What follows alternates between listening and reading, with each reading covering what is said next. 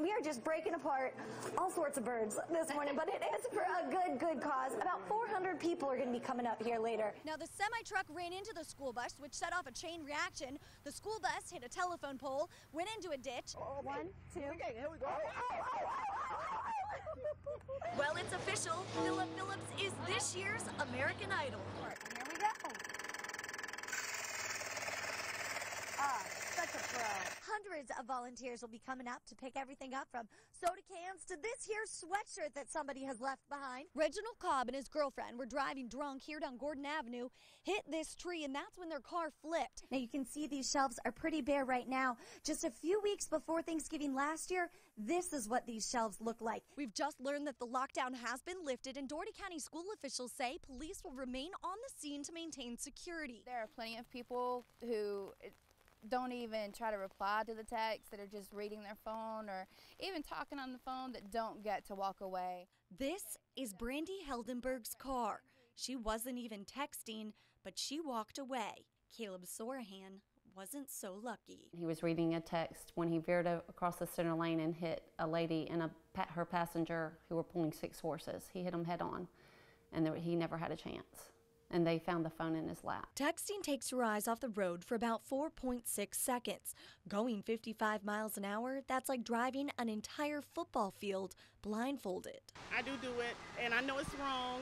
And a lot of people, have, lost their lives texting and driving. It's not right. The texting law bans drivers from talking, writing, sending, or reading text-based communication. But what about apps like Facebook and Twitter, or other apps which don't always include words, simply looking at a phone? If you're dialing a phone number, that's not part of the texting. The texting law is strictly to stop texting while driving. Whether it's texting and driving, Facebook and Twitter, or even just talking to a passenger, stay safe on the roads. And remember, it wasn't illegal when Caleb was killed. When the call came from the state patrol officer that worked Caleb's wreck, he said that this is becoming an epidemic, and this was in 2009. We're now in 2013. The law has been in place for almost 3 years, and there's not that many tickets out there being given. However, the wrecks are still happening. Melanie Kendall, Fox 31 News. This is a water-powered grist mill. Brock is a second grader,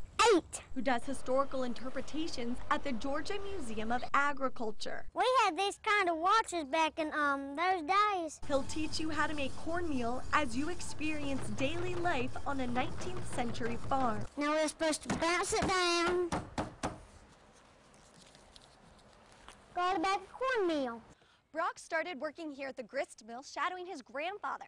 After just 3 days, he was doing it all himself. I decided that I could do a little bit the first time, and the second time I could do barely, and then this time I could do all of it. So now really all I do out here just when I'm at the grist mill is what you saw me. I bagged the grits on meal, and he does interpretation, does the tying up of it and everything. But Brock is a special kid. Well, he had a hard time when he first came into the world, and he's hyperglycemic, and he's had a lot of health problems. He's also mildly autistic. Built by Barney Curtis. Although Brock loves spending time at the grist mill, In 1879. he can't wait for the weekend to play dodgeball and go on a hayride. These kind of Saturdays I ain't gonna be on the train. I'm gonna be down at the hayride and doing all that stuff. As for long-term plans, I'll be working here, I think, until I get about 60 or 70 or 80. Melanie Kendall, Hey, Miss Teresa. Fox 31 News. Nearly 1 out of every 200 people in Albany is considered homeless. I don't have a dollar to my name. I spent my 104 days at the Salvation Army, and I've been living in my car since November the 4th. But according to the 2010 U.S. Census, that number is much lower. We were told that the U.S. Census Bureau, when they were here, spent a week surveying and trying to count the homeless, and they counted 1. The Albany-Dougherty Homelessness Coalition's most recent count is between 460 and 500 homeless people. But with local organizations giving meals in the thousands, the reality of those numbers is likely much higher. You know, I think the Salvation Army served 33,000 meals last year, and the rescue mission over 80,000, I believe I understand. When most people think of homelessness, they think of life on the streets. So I went undercover as a homeless person to get the community's reaction. Despite the rain, hundreds of cars pass me by, many people turning their heads and looking the other way. 5 people stopped to offer help. I don't steal, I ain't robbing, you know, and nothing like that. The problem is they're homeless. That's the only problem. They have no funds to pay for a place to stay. The reality of homelessness in Albany is many people don't live life on the streets. I'm not a bad person. I'm working hard trying to find a job. A person is homeless simply if they don't have a permanent home. They could be living on the streets or in a shelter, motel, or in someone else's home, which is why an exact count can be so hard. But nobody knows which house somebody might be living homelessly in, so there are some people that get missed by those counts. Albany offers many resources for these people to get back into the community. Nearly every day there's a place people can go for a free meal. Other organizations help the homeless find transportation, work, and offer things like a hot shower and a place to wash clothes. People can come and have hope at getting things and maybe getting back on their feet, moving towards the right direction. Despite all the resources, homelessness is not an easy life.